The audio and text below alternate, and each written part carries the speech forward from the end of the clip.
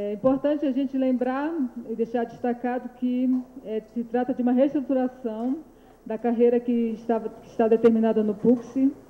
Trata-se também de uma reestruturação da carreira existente, do cargo existente já de professor titular que vem lá do PUCS. É que nós temos que ter claro de que nós não estamos tratando de carreira nova. Nós estamos falando do reenquadramento e reestruturação das carreiras do magistério superior e do ensino básico técnico e tecnológico.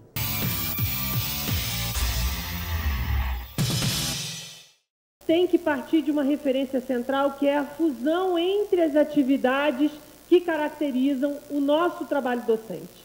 Não há nenhuma possibilidade de abstrair ou de tergiversar sobre o ensino, a pesquisa e a extensão e a sua indissociabilidade como uma determinação constitucional, não só pela letra da lei, mas porque esse processo de indissociabilidade é que faz, de fato, a característica central do nosso trabalho e nos coloca numa condição diferenciada no exercício profissional da docência. Do nosso ponto de vista, o que está na Constituição é o que, para nós, nos referencia na concepção de autonomia, e debater desenvolvimento na carreira, remuneração, pressupõe reconhecer essa autonomia, pressupõe trabalhar com a ideia de que a autonomia das instituições para definir os processos relativos a pessoal precisa ser preservada. Ao considerar que o Ministério do Planejamento, o Ministério da Educação vai definir todos os parâmetros específicos do nosso andar dentro da carreira, é assumir que nós estamos abrindo mão desse papel de autonomia. O nosso conceito de carreira, ele está atrelado intrinsecamente à ideia de desenvolvimento do servidor nessa carreira. E essa ideia de desenvolvimento, ela significa justamente o aperfeiçoamento do servidor através da sua formação, através da sua capacitação, imaginando que isso vai refletir num trabalho mais produtivo, né, para a administração e para a sociedade.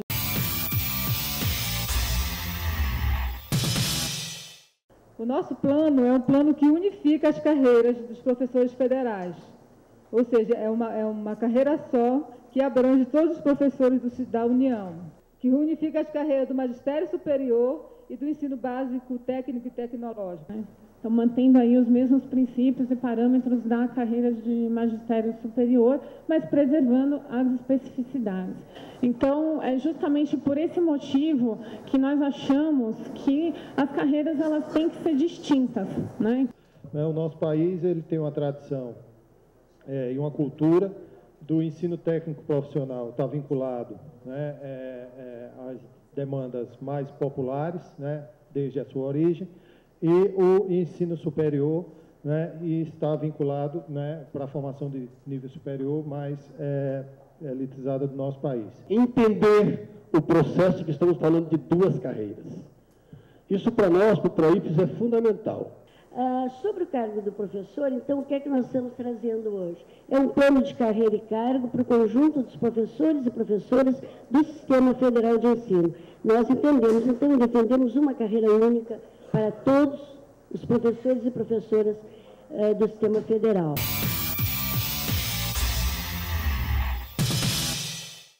É uma carreira que tem um cargo único. Quando nós falamos de cargo único de professor federal, nós entendemos que todos os professores das universidades, todas as instituições de ensino da área federal possuem do ensino básico à pós-graduação, com as mesmas atribuições em todas as instituições. Então, dessa maneira, não tem por que ter dois cargos ou diferentes classes. O que nós não podemos aceitar é que, na nossa carreira, o servidor, para chegar ao nível mais alto dela, tem que sair da carreira, se submeter a um outro concurso para entrar de novo na carreira, na mesma carreira, em outro cargo. Quando a gente cria, no meio da carreira, um obstáculo, a gente está, na prática, separando a carreira em dois. Esse é um problema. Os professores associados e sêniores passam a ser quase uma elite dentro da universidade, passam a concorrer com vantagens aos editais, as pós-graduações e cada vez mais se separa os professores que vão fazer só ensino dos professores que vão fazer pesquisa e pós-graduação. E a questão do professor titular que foi apresentada, de fato, a Constituição ela exige, né, o provimento por concurso público dos cargos públicos, e por conta disso, a gente não tem como permitir para servidores que estão hoje na carreira, ainda que eles tenham ingressado sob a vigência de outras normas, que ele acesse outro cargo público sem concurso. A nossa estrutura, nós pensamos em duas carreiras, né? Que é a do EBTT e a do ensino superior, e em cada uma dessas duas carreiras, 2 cargos. O cargo de professor de EBTT, professor de ensino superior e professor titular, né, nas duas carreiras também. Tá? E por que nós mantemos a ideia de professor titular dentro da carreira, né, mas como um cargo separado? Porque quem faz concurso para um cargo. Se a gente pensa em reestruturar a carreira, e é por isso que nós caminhamos no sentido de ter uma carreira única, o cargo, no nosso entendimento, tem que ser um cargo só, para que a gente valorize o professor em todos os locais que ele esteja e não faça uma verdadeira corrida de fazer concurso ou de me mudar para a universidade tal ou de sair do Instituto Y para ir.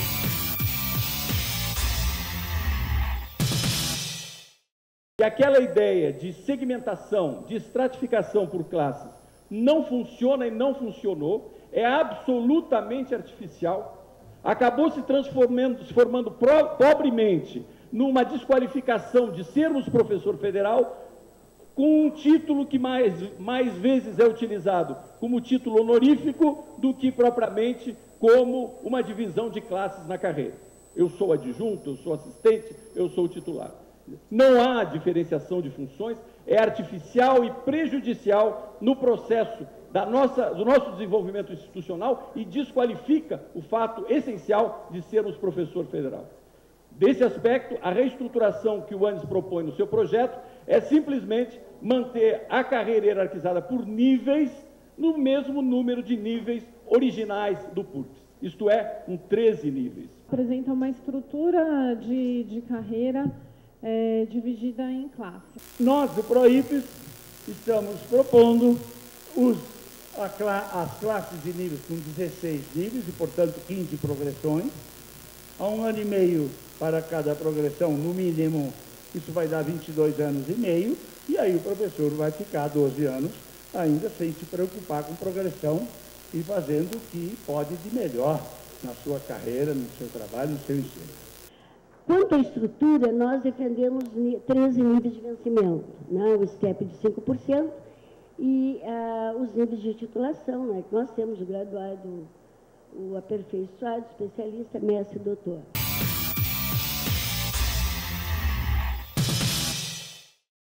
São 13 níveis remuneratórios que dão a perspectiva de desenvolvimento profissional durante um ciclo de vida profissional dos docentes, com 24 meses de interregno, onde se faz a avaliação do desempenho do docente no contexto da avaliação institucional, no contexto coletivo do seu trabalho, e com 5% de aumento de vencimentos por conta dessa passagem de nível. Então, como vocês sabem, preservam as classes de auxiliar, assistente, adjunto, associado e cria uma classe nova de associado sênior.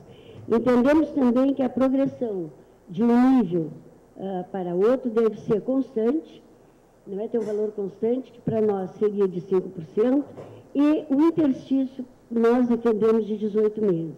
Inclusive, uma das defesas que hoje nós temos para o interstício de 18 meses é que sabemos todos que com a emenda 47, os professores e professoras que entraram no serviço público após 2003, eles já não têm a integralidade. E para nós é princípio para o SINASEF a integralidade e a paridade.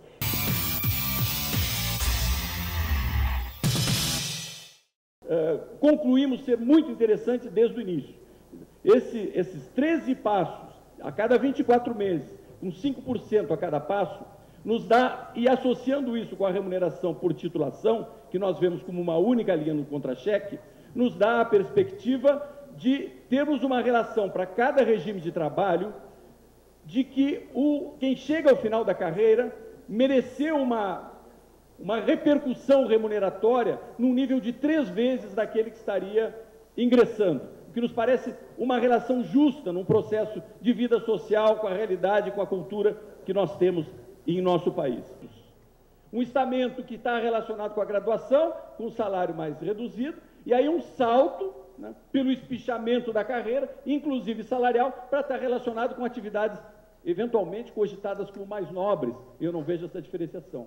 Isso nós não podemos trabalhar nesse sentido. Nós estamos acabando com a universidade brasileira se formos trabalhar nesse sentido. Vejam que aqui, pelas falas que estão sucedendo, existem alguns indícios de que nós não estamos trabalhando só com a ideia de uma carreira EBTT e uma carreira magistério superior. Na prática, o que pode ser induzido é a divisão de cada uma dessas carreiras em estamentos distintos na lógica interna do seu trabalho. A divisão da tabela remuneratória em classes, ela é uma questão que para nós está intrinsecamente ligada ao desenvolvimento do servidor na carreira, porque é ela que permite o estabelecimento de critérios de promoção. Então, para nós não é só uma questão estética. Se a gente não exigir esses critérios, e se esses critérios não estiverem coadunados com as necessidades da administração e do interesse público, então quais são os requisitos de progressão, de promoção entre as classes que estão sendo propostos, né? Para a classe de professor assistente, professor adjunto, é simples, né? Basta estar lá no último nível da classe, ter cumprido o interstício e ter sido aprovado em processo de avaliação de desempenho. Para a classe de professor associado, é que aí já começam as exigências da titulação.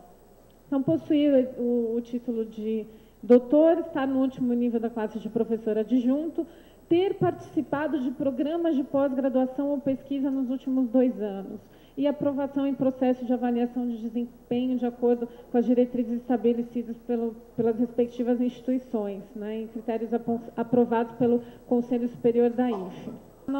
A nossa nova classe, né, que é, além de ter título de doutor, além de estar no último nível da classe de professor associado, ter participado dos programas de pós-graduação ou pesquisa nos últimos 4 anos e ter logrado aprovação de memorial que deverá considerar as atividades de ensino, pesquisa, extensão e gestão acadêmica, preferencialmente nos últimos 5 anos.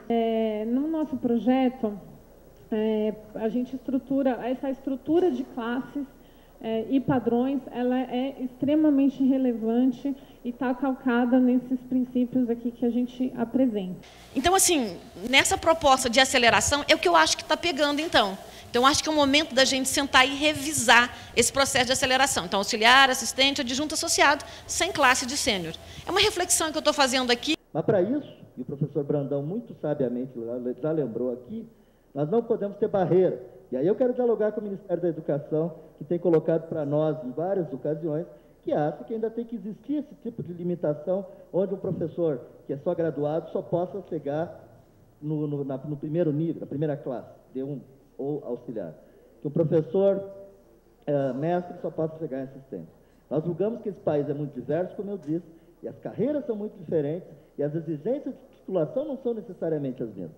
Por isso que a carreira tem que começar no início, mas todos têm que ter o direito de poder progredir indistintamente do fato de ter ou não ter titulação. Nós entendemos que o desenvolvimento no cargo se dá através de uma perspectiva fundada no planejamento da instituição, no desenvolvimento organizacional e na motivação dos professores. Ele precisa valorizar o tempo, a formação continuada e a avaliação do desempenho, é aquele tal tripé que eu falei que é o que fundamenta a nossa proposta de carreira.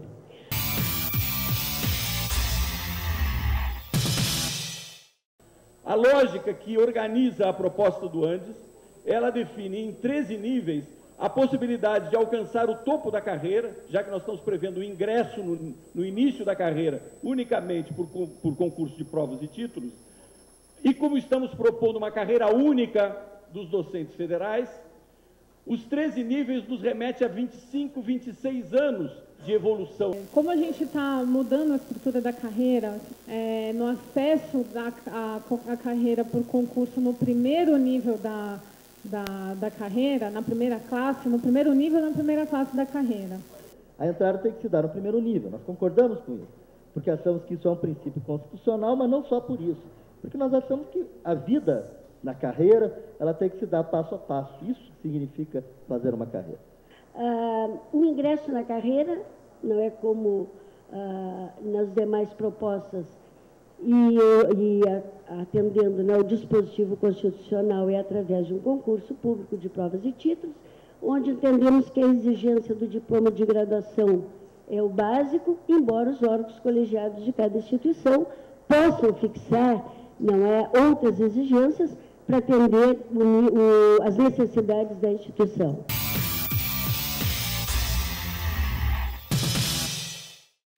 Dedicação exclusiva e 20 horas, com preferência clara e notória para dedicação exclusiva. No exercício da boa autonomia universitária, enquanto um ente do Estado e não de governo, cada instituição federal de ensino que quiser pode instituir regime de 40 horas e regular. Prevê ele por meio de tabelas remuneratórias distintas, de 20 horas, 40 horas de dedicação exclusiva, e a gente continua defendendo a importância desse tratamento. Acreditamos no regime de 20, 40 e DE com DE preferencial. Bem, na questão do regime de trabalho, nós achamos que é fundamental que se priorize mesmo o regime de dedicação exclusiva. Porque se nós queremos que haja qualidade de educação, se nós defendemos essa qualidade e o padrão unitário, nós não podemos aceitar aquela proliferação de professores com 20 horas. Porque aí o que é que nós temos? É a volta àquilo que aconteceu alguns anos atrás, do professor. E o professor está pulando de um emprego para o outro.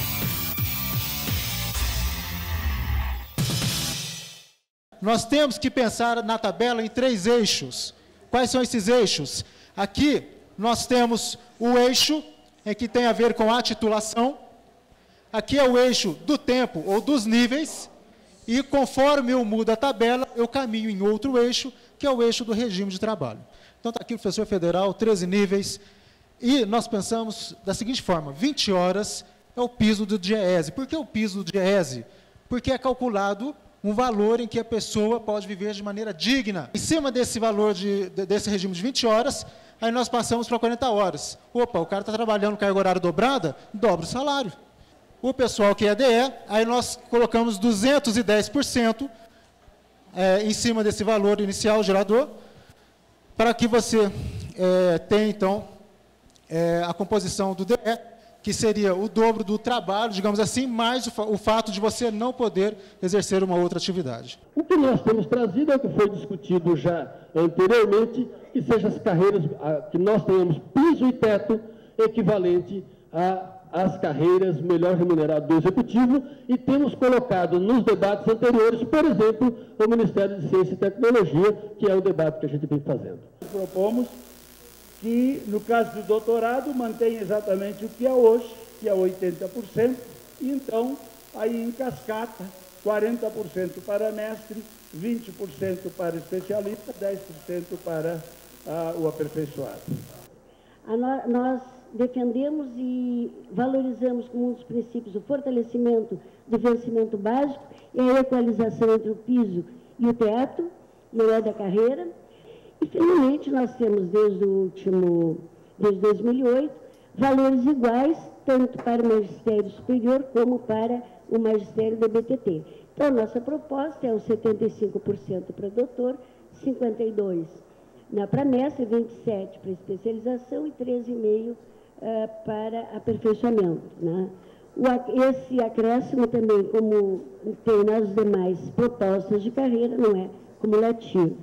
Trabalha com a base da tabela remuneratória dos 2 salários mínimos do DIEESE, que é o professor de 40 horas, e em cima dele trabalha o DE com 1,55 e trabalha o 20 horas com metade, que seria o piso do DIEESE, então, para o professor de 20 horas.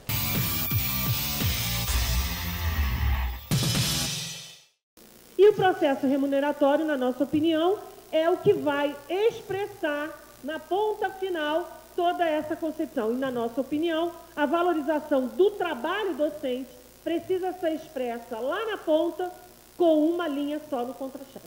Nossa proposição é que teremos os 13 níveis, vamos progredir permanentemente, vamos equilibrar esses indicadores e vamos garantir na definição remuneratória a perspectiva de que o vencimento básico seja a definição explícita no bolso de cada docente da conjunção do que é o seu papel, do que é a característica do seu trabalho. Portanto, o Antissindicato Nacional acha que não é menor manter a retribuição por titulação separado do vencimento básico. Isso tem implicações para o processo de condução da carreira, para a concepção do papel da titulação na nossa execução profissional e na nossa característica particular, mas mais do que isso tem repercussão para o futuro da vida de cada docente. A partir de março de 2012, a estrutura remuneratória estará mais simplificada ainda, portanto, mais fortalecida também,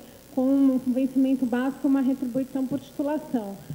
A existência da RT separada do básico não é coisa nossa, não é pedido dos professores, é uma coisa que o governo nos empurrou. Tá? Entretanto, tem alguma vantagem.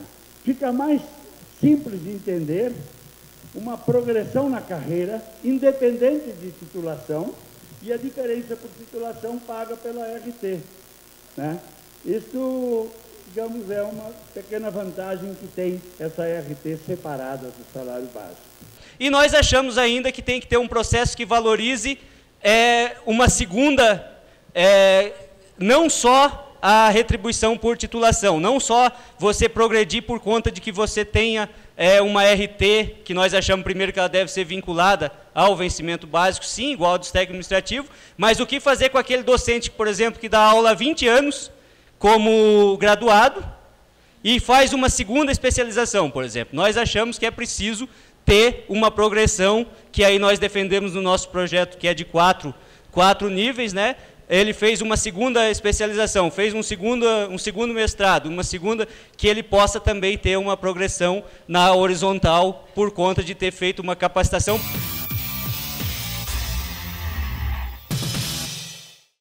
Nos parece que é necessário resgatar que a concepção de avaliação que precisa envolver o desenvolvimento da carreira, ela não pode ser individualizada e ela não pode ser fragmentada. Ela tem que ser reconhecida como parte de um processo coletivo e que a definição dos parâmetros para essa avaliação é construída no âmbito da instituição, no âmbito do local de trabalho, no âmbito da unidade de cada professor, a partir do seu plano de trabalho, do papel social daquela instituição, do lugar da sua unidade dentro daquela instituição. Então, é necessário o estabelecimento de metas, que se busque objetividade cada vez mais nesse processo.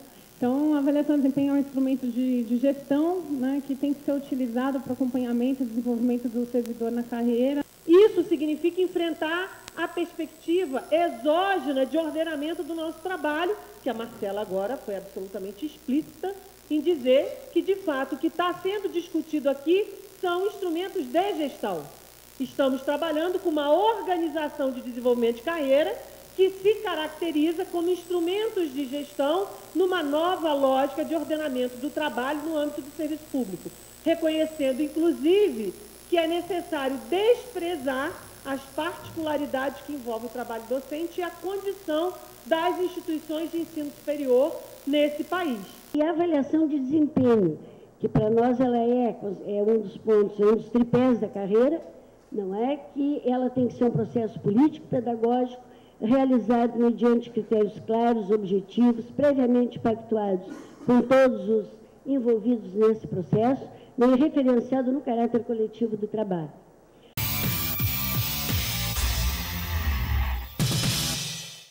Os professores aposentados e pensionistas serão enquadrados da mesma forma que os ativos, resguardada a equivalência em relação ao topo da estrutura da carreira em vigor na data da sua aposentadoria. O Andes não aceita que no reenquadramento os docentes da ativa se distanciem, sejam reenquadrados, se distanciando do final da carreira, e que os aposentados e pensionistas, essa reestruturação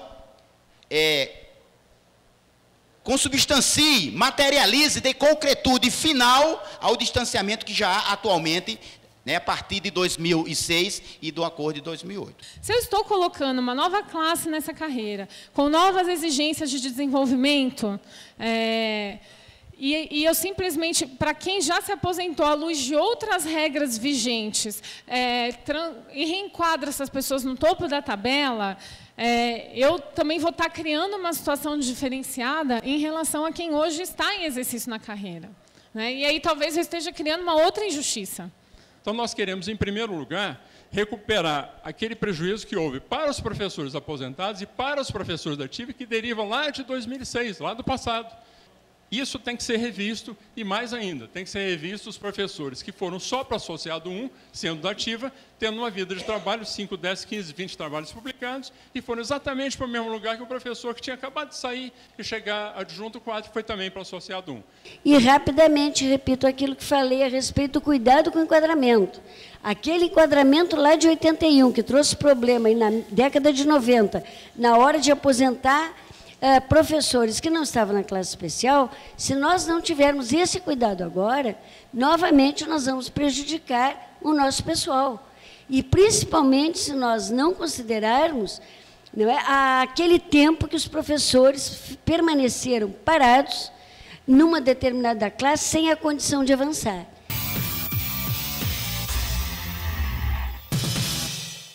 De carreira que trate do conjunto das gratificações da universidade. E nós propomos claramente que as funções gratificadas, elas respondam pelo nível de complexidade e responsabilidade dos cargos da estrutura organizacional da universidade, numa graduação de 1 a 7, com remuneração percentual a partir do vencimento que quem está ocupando o cargo recebe, e isso somente durante o período de exercício daquela função, né? E que daí se constitui um quadro de funções gratificadas, que é o quadro correspondente à estrutura organizacional da universidade, mas acrescentamos um elemento importante, que no ato de criação de departamentos acadêmicos e de cursos estrito sensu, automaticamente está criada a função gratificada. No nosso projeto, a gente não contempla funções gratificadas, porque a reestruturação das gratificações, das funções gratificadas, ela é feita por conversas do governo, não são os cargos comissionados, eles não são objeto de negociação em mesa.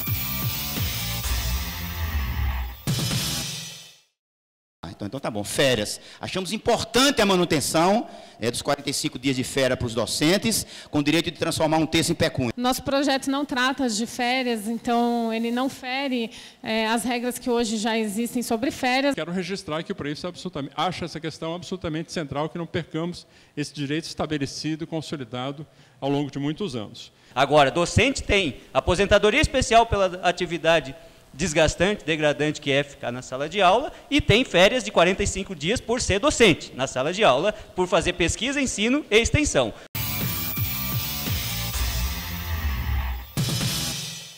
O direito de opção, isso é importante. É que nós estamos dizendo, meio acreditando numa reestruturação da carreira, uma carreira única, se for possível. Não. Nós estamos dizendo que os docentes terão o direito de ficar na carreira que estava, garantindo todos os direitos. Foi falado também do direito de opção. A gente acha que tem que ser preservado, sim, o direito do servidor a optar, mas por uma questão de experiência em relação a reestruturações passadas, o que a gente está prevendo aqui que o servidor ele tem o direito à não opção, na verdade.